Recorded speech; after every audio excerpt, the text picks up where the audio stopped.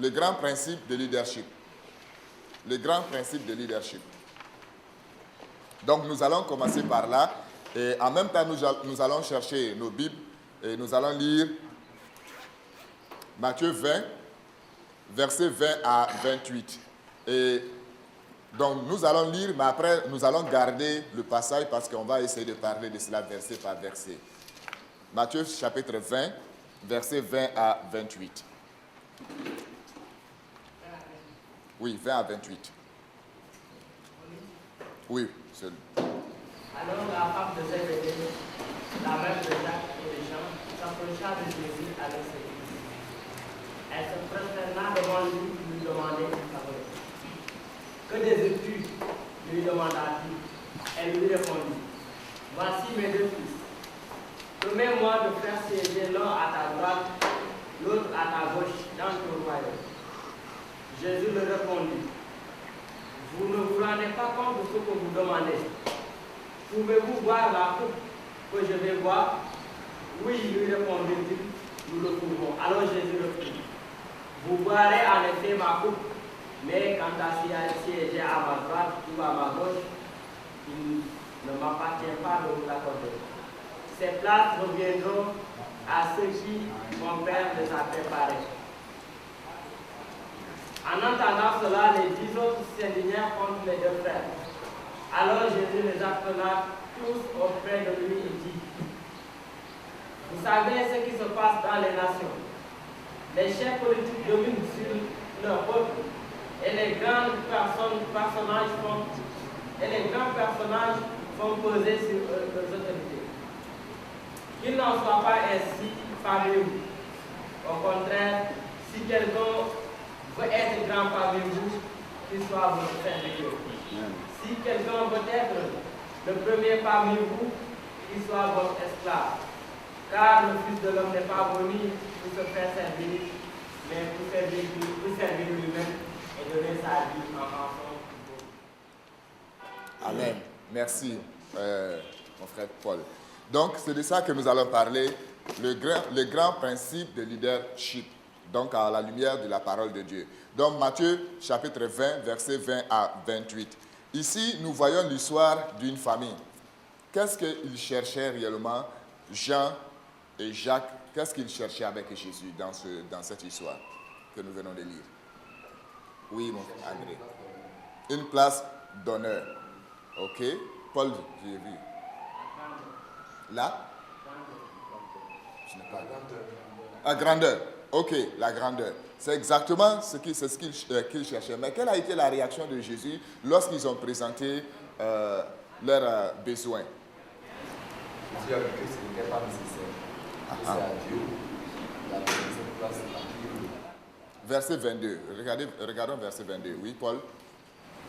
Il dit, vous ne vous rendez pas compte de ce que vous demandez. Pouvez-vous boire la coupe que je vais boire? Donc, la réaction de Jésus, est-ce qu'ils pouvaient vraiment boire la coupe que lui va boire? Est-ce qu'ils ont compris la réaction de Jésus, ce que Jésus voulait dire? Ils ont compris, qu'est-ce qu'ils ont compris? Ils ont pensé à quoi? Ils ont insisté sur le fait que Jésus leur donne la coupe, qu'importe. Oui. Ils pensaient à l'honneur. Parce qu'ils ont demandé d'être à sa droite et à sa gauche. Ça, c'est des places vraiment spéciaux qu'ils ont cherchées. Mais Jésus parlait de quoi? De son sacrifice, de sa souffrance. Mais ils n'ont pas compris cela en réalité. Ils n'ont pas compris cela. Donc, ils voulaient vraiment une place spéciale à côté de Jésus, souvent comme nous aussi nous cherchons. Et nous voyons cela avec nos politiciens. Et je ne sais pas chez vous, dans vos pays, mais chez nous, en Côte d'Ivoire, il y a des gens qui changent leur parti politique chaque fois. Et souvent même, ils appellent d'autres cubes magiques. Parce qu'ils sont dans toutes les sauces. Donc, je ne vais pas parler de la politique, mais pour dire que ces politiciens, ils changent toujours des postes, des partis, parce qu'ils cherchent quelque chose.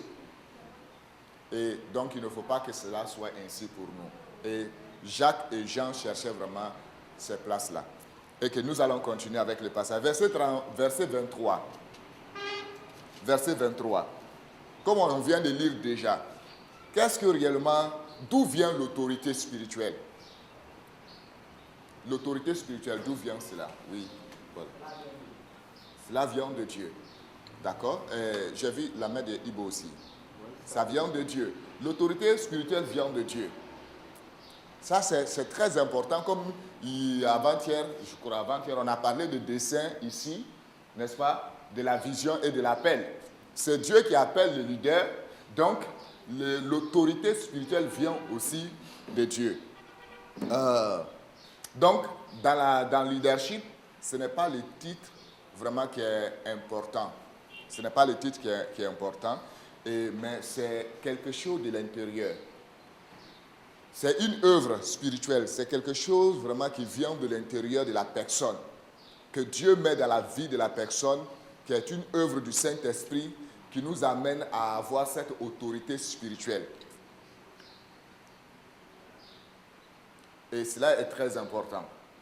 Et ce n'est pas ta force physique, ce n'est pas ta connaissance. Il y a des gens, je ne sais pas si vous avez remarqué, mais en Côte d'Ivoire, il y en a beaucoup. Pour leur autorité, ils pensent que lorsqu'ils ont une grosse voix, ou bien lorsqu'ils crient, que c'est là qu'ils peuvent vraiment avoir leur autorité. Mais ce n'est pas ça. Pour un leader spirituel, l'autorité, c'est quelque chose qui vient de l'intérieur. L'intérieur aussi, c'est l'Esprit de Dieu qui fait cette œuvre, ce travail-là dans la vie de leader. Ça, c'est vraiment important que chacun de nous devons vraiment savoir cela. Il y a un prédicateur qui a prêché une fois dans son église. Il a prêché et le message a vraiment touché tout le monde. Et la vie de plusieurs personnes ont été transformées à travers de ce message. Et il y a eu beaucoup de changements dans la vie de l'église à la suite de ce message. Et quelque temps après, il y avait un pasteur en formation, un jeune pasteur qui s'est approché de ce pasteur qui a prêché, qui a donné ce bon message. Il s'est approché de ce pasteur. Il dit, pasteur, il dit, tu as donné un bon message. Mais je voulais savoir, tu as pris combien de temps pour préparer ton message? Vous vous imaginez ce que le pasteur lui a dit? Le pasteur lui a dit, c'est toute ma vie. J'ai pris toute ma vie pour préparer ce message. Pour dire que le message qu'il venait de partager, c'est un message de sa vie.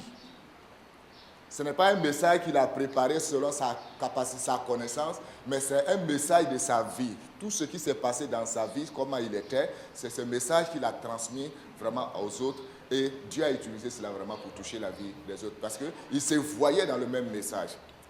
Donc cela est très important. Et moi, je l'ai expérimenté. Je l'ai expérimenté souvent. Je passe beaucoup de temps, je prépare des messages, mais je viens donner, ça n'a pas d'effet. Mais souvent, c'est quelque chose que Dieu m'a parlé personnellement au cours de la semaine ou bien le mois passé. Quand je partage cela, je vois que ça coule, ça touche les autres. Parce que ce n'est pas seulement vraiment ce que j'ai préparé selon la connaissance, mais c'est la vie que j'ai partagée avec les autres. Et ce pasteur a été touché, ce jeune pasteur, mais aussi la vie de l'Église a été touchée par ce message. Donc, pour dire que le leadership spirituel, c'est une œuvre spirituelle d'abord à l'intérieur de la personne avant vraiment d'exercer envers les autres. C'est très important. Ok. Pardon. Oui, d'accord. Et maintenant, à nous, qu'est-ce que nous allons faire? Le conseil est que nous devons toujours chercher l'autorité auprès de Dieu. C'est-à-dire, on ne doit pas chercher à imposer notre autorité. On ne doit pas chercher à faire comme les gens du monde font, c'est-à-dire imposer une autorité parce que je suis là, je suis le pasteur, il faut que vraiment les gens me respectent.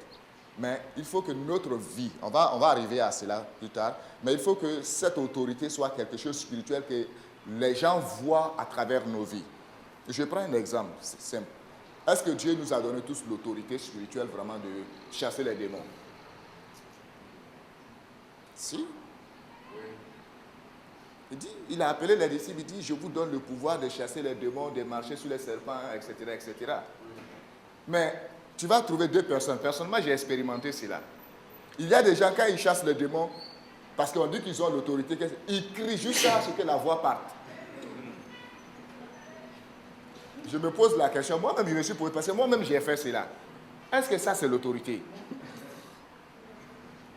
Et un jour, j'étais avec un homme de Dieu, et puis il y avait un cas de possession. C'est ce jour-là que je me suis posé la question. Il n'a pas crié, il n'a pas même trop élevé la voix, il a simplement prié. Demain, je t'ordonne de partir.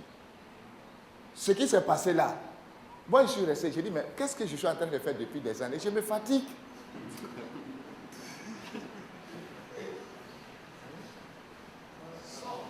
Est-ce que vous voyez? Donc, pour dire que l'autorité, ce n'est pas quelque chose qu'on vient pour dire, bon, vraiment, c'est moi, donc je vais m'imposer. Non, mais c'est quelque chose que Dieu a mis en toi. C'est un travail que Dieu fait par l'Esprit. Et lorsque le chrétien vit avec Dieu, cette autorité va sortir dans sa vie par sa manière de faire les choses. Ça ne vient pas un seul jour pour dire, voilà, ça est là. Ou bien ils ont prié pour moi aujourd'hui, je suis consacré, donc vraiment l'autorité est là. Non, ça c'est une autre autorité. On va parler de cela tout à l'heure. Oui. Verset 22 maintenant, 24. Verset 24. Toujours dans Matthieu 20. Ok. Ici, lorsque les autres, les 10, ils ont entendu parler de ce que Jean et Jacques ont fait, est-ce qu'ils étaient contents? Non.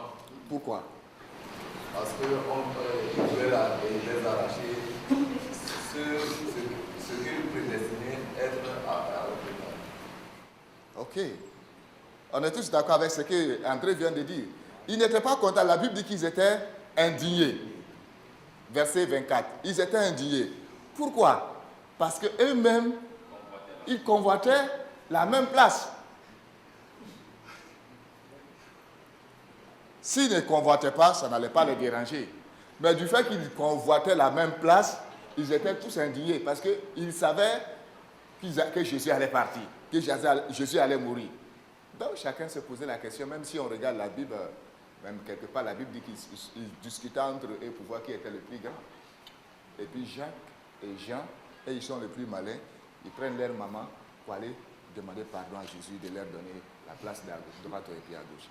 Donc les autres, quand ils ont entendu ça, ils sont indignés. Maintenant, comme on a parlé hier, ou bien avant-hier, si je ne me trompe pas, de l'ambition. Et chacun cherchait son ambition. Et à cause de l'ambition, ils étaient tous indignés.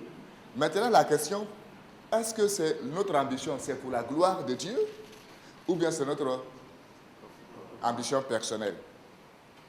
Si c'est personnel, on sera indigné. Excusez-moi, je vais prendre l'exemple du Sénégal parce que nous sommes au Sénégal. Mamadou est le président de l'église presbytérienne de Sénégal, n'est-ce pas? Et je ne connais pas les autres organisations.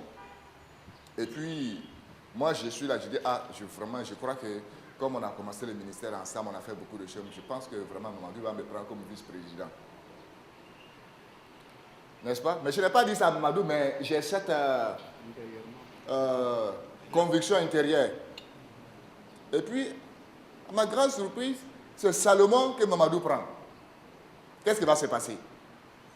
Je vais commencer à bouder Salomon, je vais commencer à bouder Mamadou. Je ne serai pas content. Parce que moi, je cherchais cette place. Mamadou ne m'a pas regardé, c'est Salomon qui l'est allé chercher.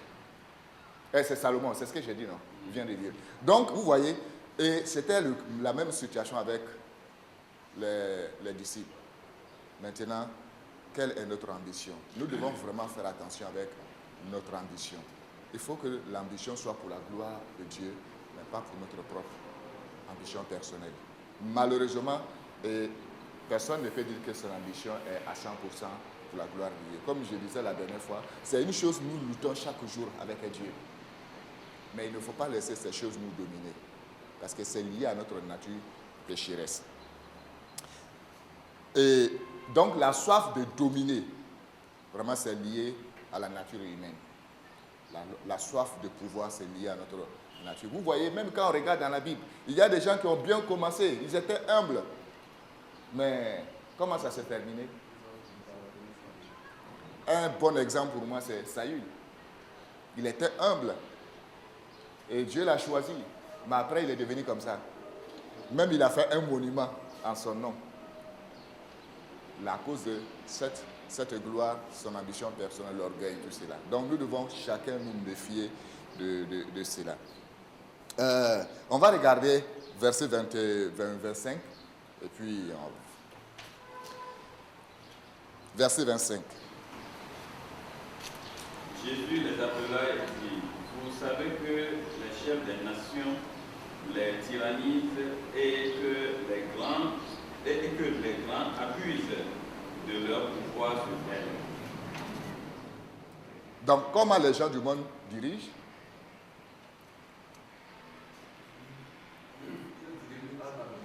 En abusant, en dominant, n'est-ce pas, sur les autres, ceux qui n'ont pas de force, ceux qui n'ont pas les moyens, ceux qui ne connaissent pas grand-chose.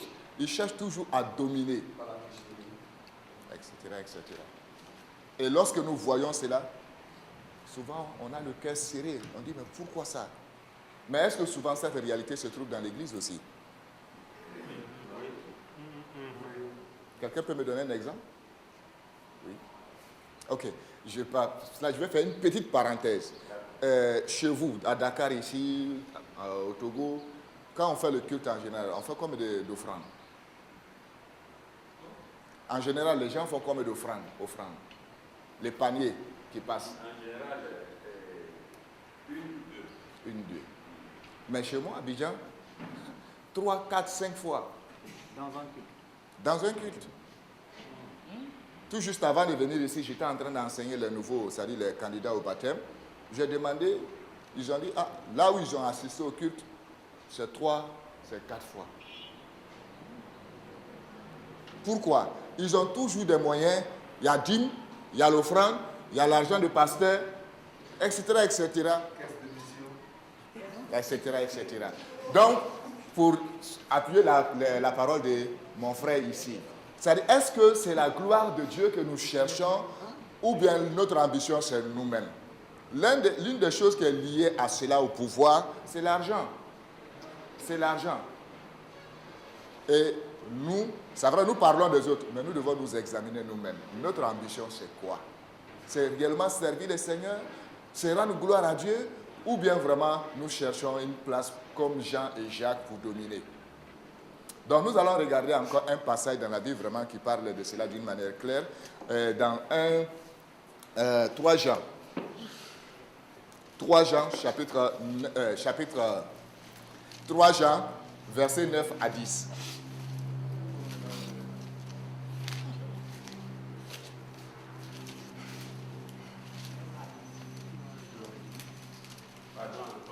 « 3 Jean, versets 9 à 10. J'ai écrit quelque chose, quelques mots à l'église, mais Diotrephe, qui aime à être le premier parmi eux, ne nous reçoit pas. C'est pourquoi je viens. C'est pourquoi si je viens, je rappellerai les actes qu'il commet, en répandant contre nous des paroles mauvaises. Non content de cela, lui-même ne reçoit pas les frères et ceux qui voudraient le faire et les en empêchent et les chassent de l'église. Amen. Verset 9 à 10. Je veux que nous regardions encore parce que je veux que nous essayions de souligner les choses que Diotrephe est en train de faire dans cette église. Il y a au moins 4, sinon je pense plus. Je veux que nous essayions de souligner les choses qu'il faisait dans cette église à travers versets 9 et 10. Versets 9 et 10. Quelles sont les choses que la Bible a soulignées de l'attitude de Diotrephe? Est-ce que ma question est claire? Oui. Il n'est pas hospitalier. Il n'est pas hospitalier. Ok, merci beaucoup Pierre. Autre chose? C'est écrit dans le passage, hein? Oui. Il est?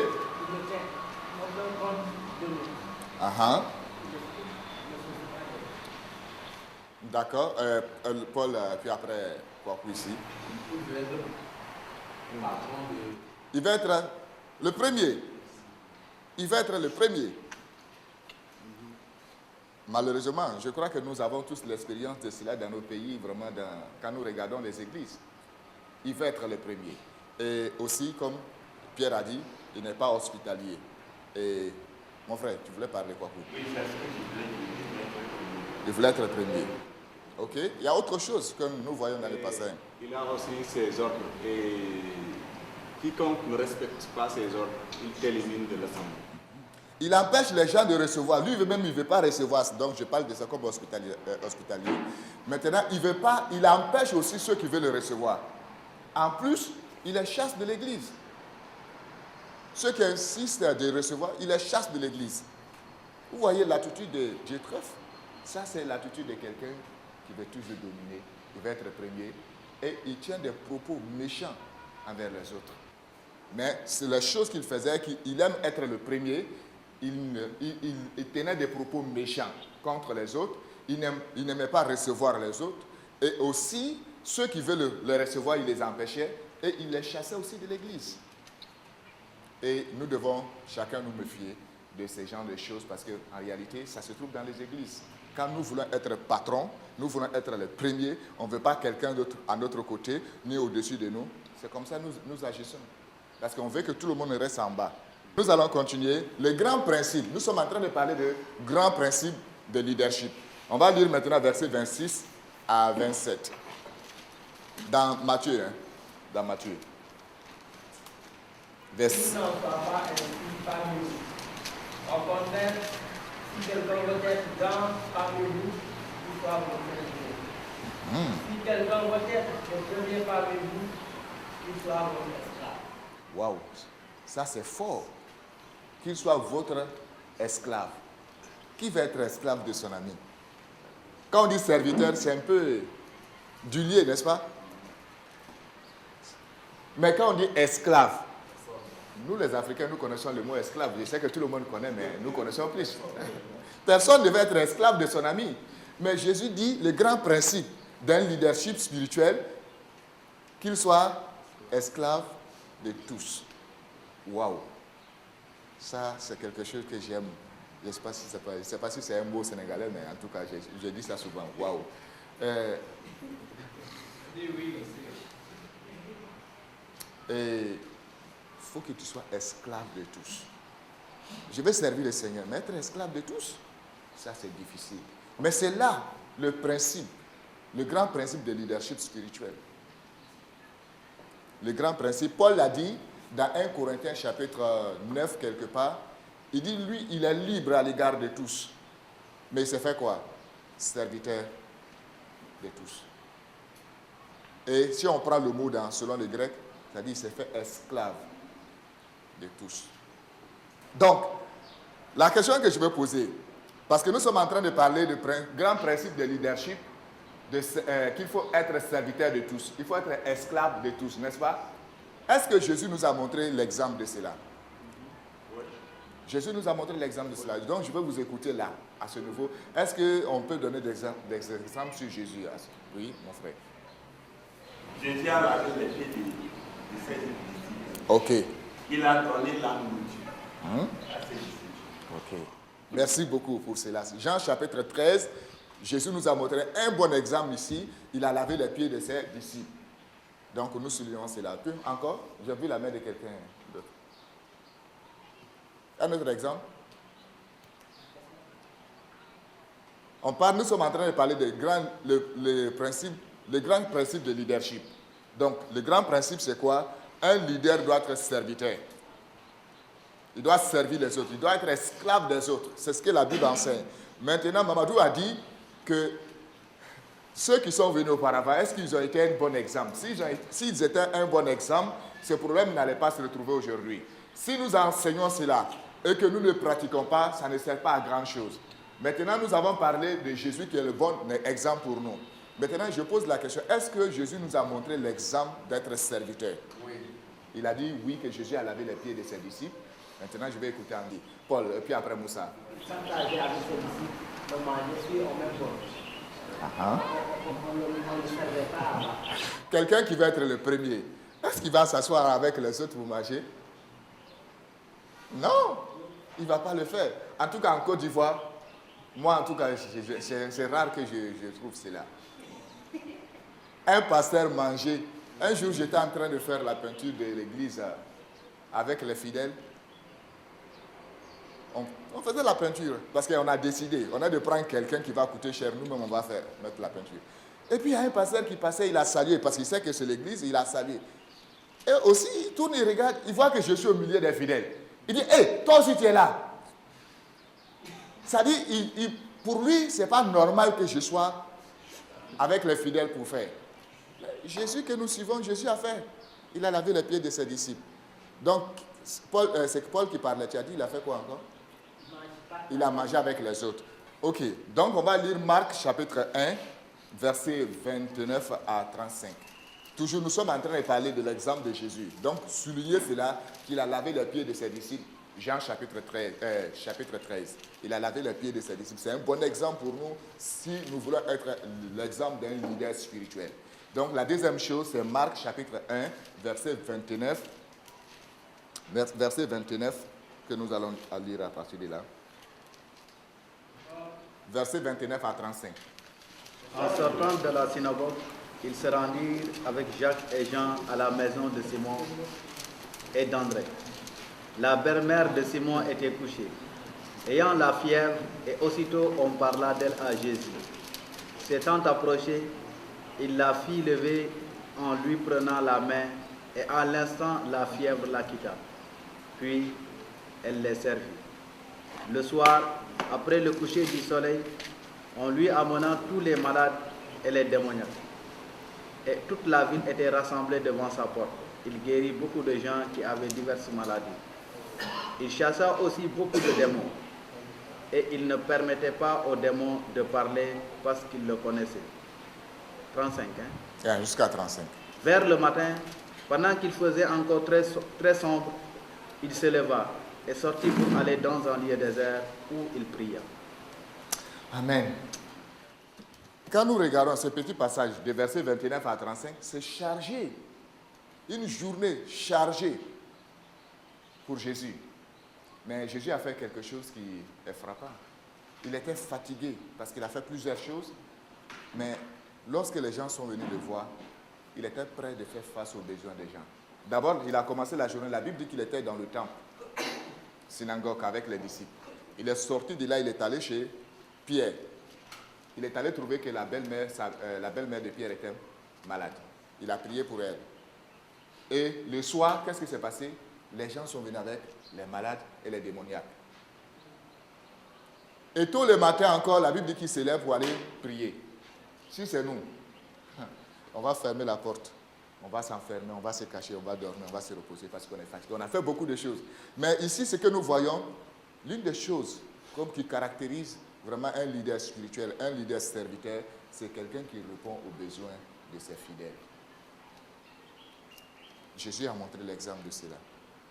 Alors qu'un leader naturel, il ne cherche, il pense qu'à lui et il ne va pas vraiment passer tout ce temps avec ses fidèles. Mais Jésus, l'une des choses qu'il a fait, il réagissait face aux besoins des gens. Et la deuxième chose que nous avons regardée, il a lavé les pieds de ses disciples pour montrer le signe d'humilité que le maître n'est pas plus grand, le serviteur n'est pas plus grand que son maître. Oui, André, c'est une... Ok. Est-ce que ce plan, c'est dans le plan de Dieu? Oui, moi je crois que c'est bon.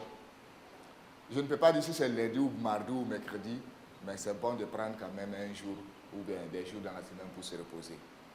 Nous sommes des hommes. Jésus n'a pas fait ça comme Jésus n'a pas besoin de ça. Ok, c'est bon. Mais en tant qu'un leader, en tant que pasteur, évangéliste, missionnaire, il va arriver des situations où il va briser ton jour de repos. Il faut être prêt de faire face à cela. Mais c'est bon de garder des jours pour se reposer aussi. Parce que si tu ne te reposes pas, comment tu peux être efficace pour continuer le ministère? Mais il faut être prêt en même temps pour dire que s'il y a une situation qui est là, on vient te dire, ah pasteur, qu'il y a l'un de tes fidèles qui est malade. Et si tu vas dire, non, allez-y, vraiment, moi aujourd'hui c'est mon jour de repos, je ne sors pas. Un pasteur qui fait ça, moi je dis qu'il a un problème. Ou bien on va venir te dire, non, que tu as un fidèle qui est décédé. Ah, bon, vraiment, débrouillez-vous aujourd'hui, moi je ne fais rien, c'est mon jour de repos. Il va arriver des choses qui vont briser ce repos-là. Mais il faut garder aussi des jours de repos, vraiment pour te reposer, mais aussi être avec la famille. C'est très important. Ok. Donc, c'est ce que je disais. Dans le milieu chrétien, laissons le monde. Dans le milieu chrétien, nous allons trouver des mauvais leaders et des bons leaders. On a vu l'exemple de Diotrephe tout de suite dans Jean chapitre 3 Jean, n'est-ce pas? C'était dans l'église, ce n'était pas dans le monde, c'était dans l'église. Il est devenu le PDG de cette église. C'est lui qui dit tout, qui fait tout. Donc, nous maintenant, la question, maintenant, à la lumière de ces choses, est-ce qu'il y a des choses que nous devons corriger en nous?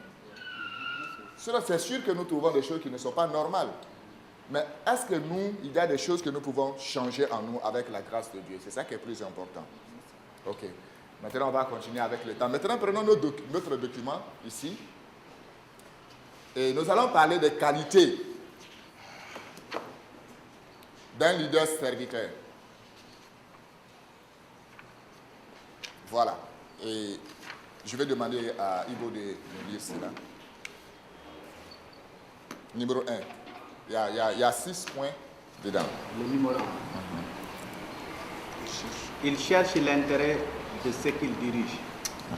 Un leader serviteur, comme nous venons de parler, ce qui le caractérise, l'une de ses qualités, il cherche l'intérêt des autres.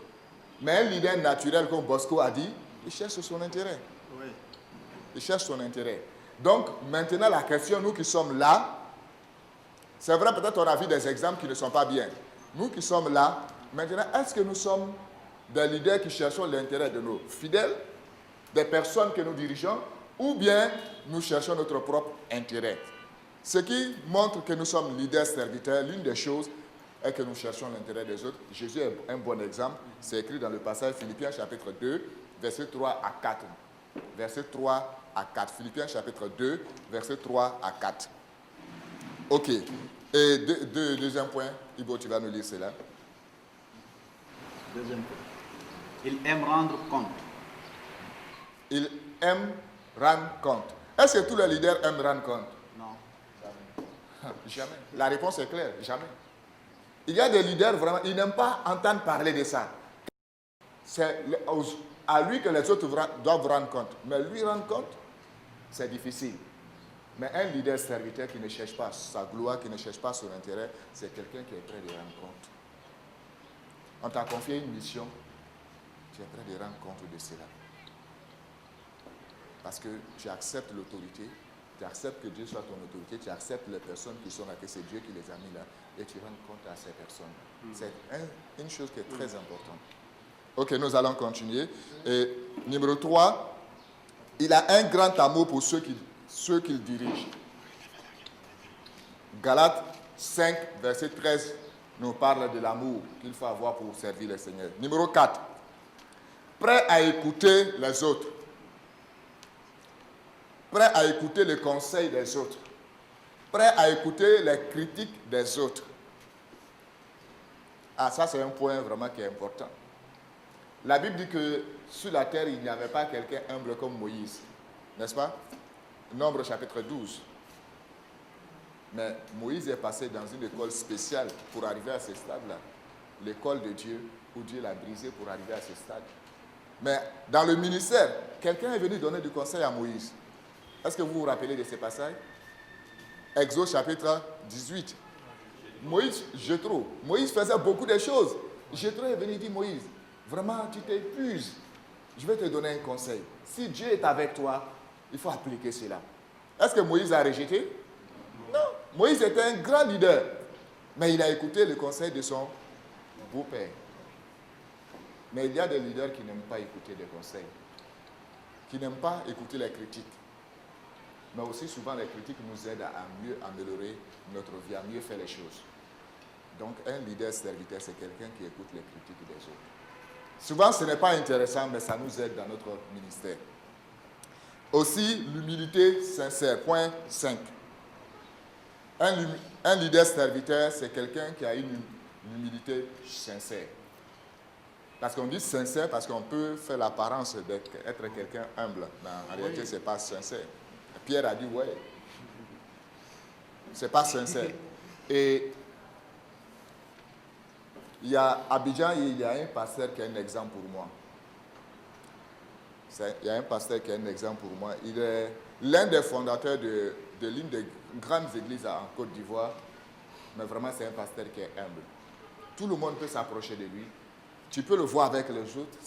C'est-à-dire ça se voit par son caractère, sa manière de parler, sa manière de faire les choses, ça se voit. Et à un moment, l'église, la dénomination où il se trouvait, on a décidé de l'enlever comme responsable parce qu'il n'est pas ivoirien. Alors que c'est un pasteur qui est beaucoup aimé à cause de son humilité.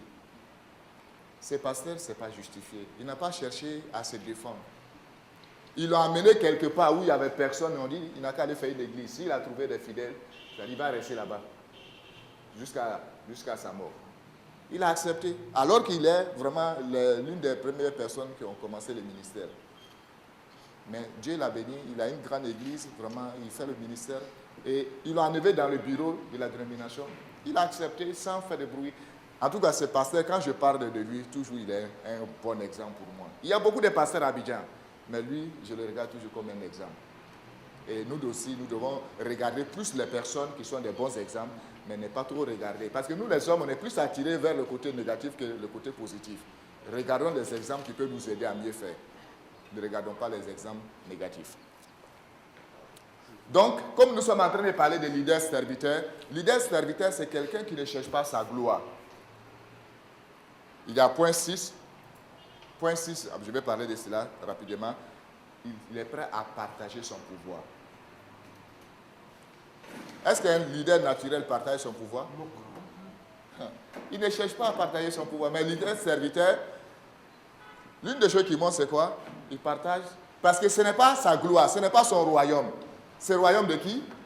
Jésus, Dieu qui l'a appelé. Donc, s'il peut trouver quelqu'un d'autre qui peut vraiment faire comme lui ou bien mieux que lui, il va partager le pouvoir avec cette personne.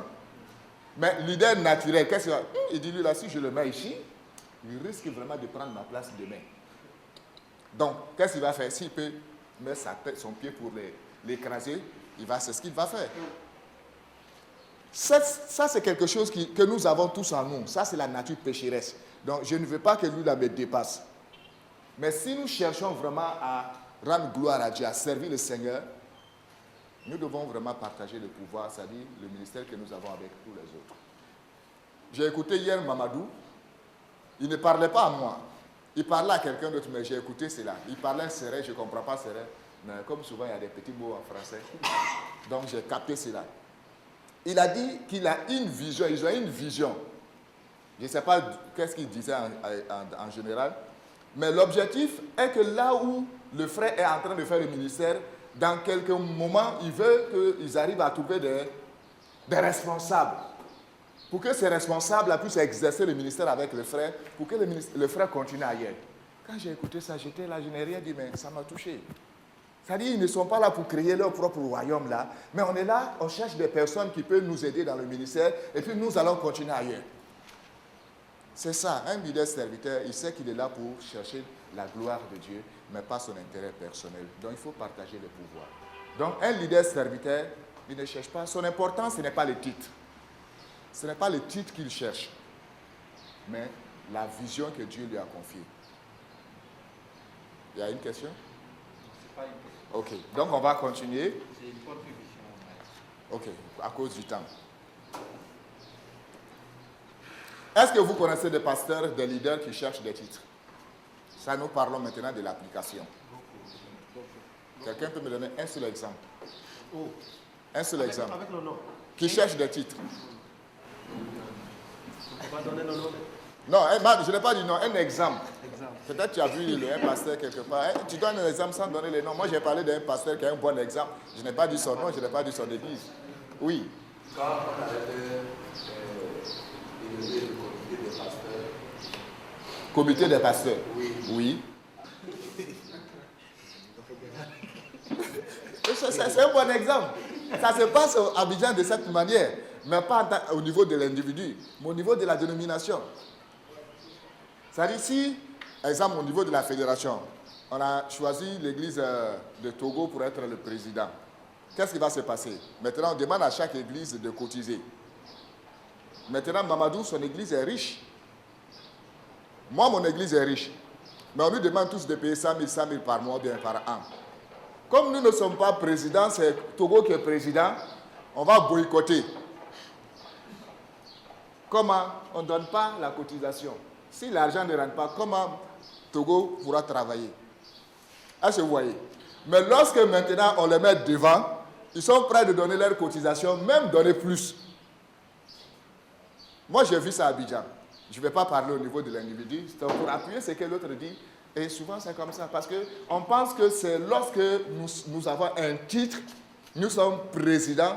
L'une des choses qui se passe aussi, quand on fait des réunions, on présente quelqu'un, il est docteur, il est président de ça, il est président de ça, il est président de ça. C'est-à-dire, on commence à donner beaucoup de listes. Voilà, maintenant, on montre qu'il est important.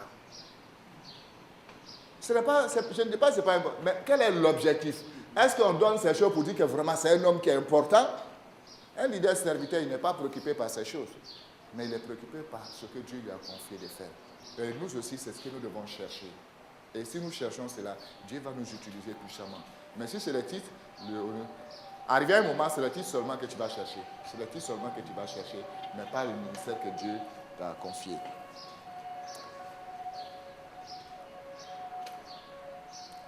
Quelqu'un qui cherche les titres, il est disqualifié. Quelqu'un qui cherche les titres, il est disqualifié. Dans mon église, il y a un jeune vraiment qui a beaucoup de capacités.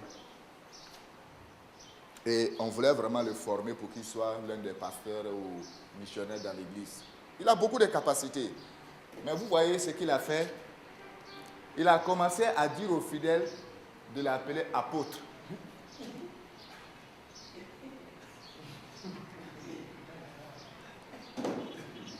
Il dit, ne m'appelez pas ainsi, mais appelez-moi apôtre. J'ai dit, mais toi, tu es à ce niveau-là, tu n'es même pas encore... Et puis déjà, tu demandes aux gens de t'appeler comme ça. Quand tu vas finir maintenant, quoi? Peut-être que ça sera révérend, pasteur, apôtre. Et donc, les titres sont... quelqu'un qui commence à lutter vraiment pour les titres, pour le ministère, il est disqualifié. Ok. Ça nous fait rire. Mais si nous ne faisons pas attention, ça peut nous arriver. Est-ce que vous voyez? Le danger, c'est ça. Si nous ne faisons pas attention, ça peut nous arriver. Ou un jour, nous allons... Peut-être c'est écrit actuellement missionnaire. Après, tu vas dire non, je vais m'évangéliser.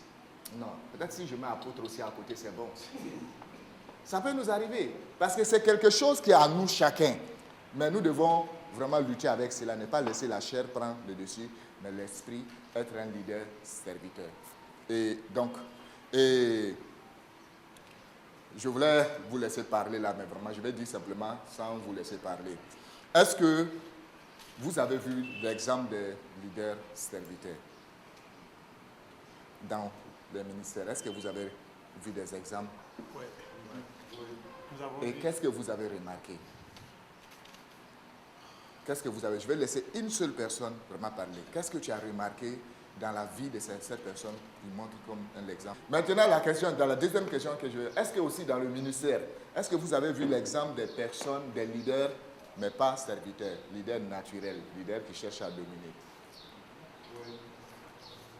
Qu'est-ce que vous avez remarqué? Je vais laisser Wagan parler. Il y a des leaders qui aiment te donner des ordres. Fais ceci, fais cela. Pourquoi tu n'as pas fait cela? Il faut la faire. Parce que c'est une obligation. Ce leader-là, cette leader-là, c'est un leader. Ok, donc tu as vu qu'il aime beaucoup donner des ordres. Ok, je vais m'arrêter là, mais je pense que Tom va vous parler plus d'organisation, de planification, tout cela. Parce qu'il y a une différence entre un leader qui cherche titre, un leader qui cherche à dominer. Il y a une différence avec celui-là qui est leader, mais en même temps, il a une responsabilité de donner des ordres, de donner des directives. Donner des ordres, donner des directives ne veut pas dire qu'il cherche vraiment à dominer. Mais quelqu'un, il peut ne pas vraiment avoir la place de donner des directives. Il est en bas, mais on voit déjà par son caractère, sa manière de faire qu'il veut dominer. Donc, il faut aussi vraiment avoir cette différence-là aussi. Je pense que les jours à venir, on va donner plus de précisions sur cela. Et donc, je vais m'arrêter là. Tom? Ok, donc on va s'arrêter là. Après le retour, s'il y a des choses, peut-être on va clarifier à ce niveau. Que Dieu nous aide tous à être vraiment des leaders serviteurs. Ok, donc que Dieu nous bénisse.